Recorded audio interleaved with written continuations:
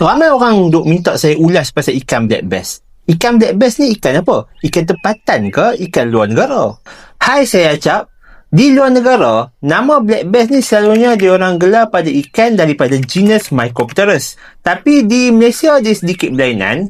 Nama black bass ni selalunya orang Malaysia rujuk pada ikan Papuan black snapper Lutjanus goldii. Lokaliti ikan ni selalunya terdapat di Papua New Guinea, Indonesia dan Malaysia. Kalau di Malaysia, ikan ni hanya terdapat di Borneo, selalunya terdapat di Sabah.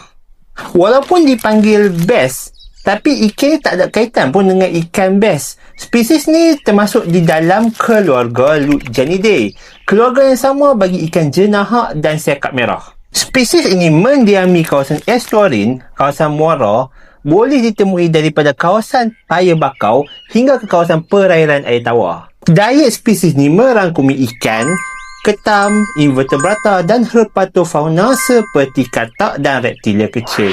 Ni diet yang direkodkan di Papua New Guinea. Sebab kalau diet rasmi daripada tempat lain memang susah nak dapat atau mungkin tak ada rekod rasmi untuk diet dia.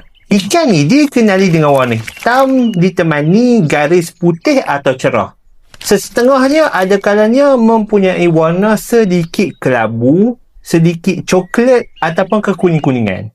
Ini antara maklumat yang saya boleh dapatlah berkenaan dengan ikan yang korang panggil sebagai black bass ni. Di bahagian saya memang tak banyak sangatlah maklumat berkenaan dengan ikan ni. Sebab spesies ni memang sangat langka dan memang sangat menarik. Diharapkan akan adalah pengkaji tempatan yang akan mengkaji dan mendapatkan lebih banyak maklumat berkenaan dengan spesies yang langka ni.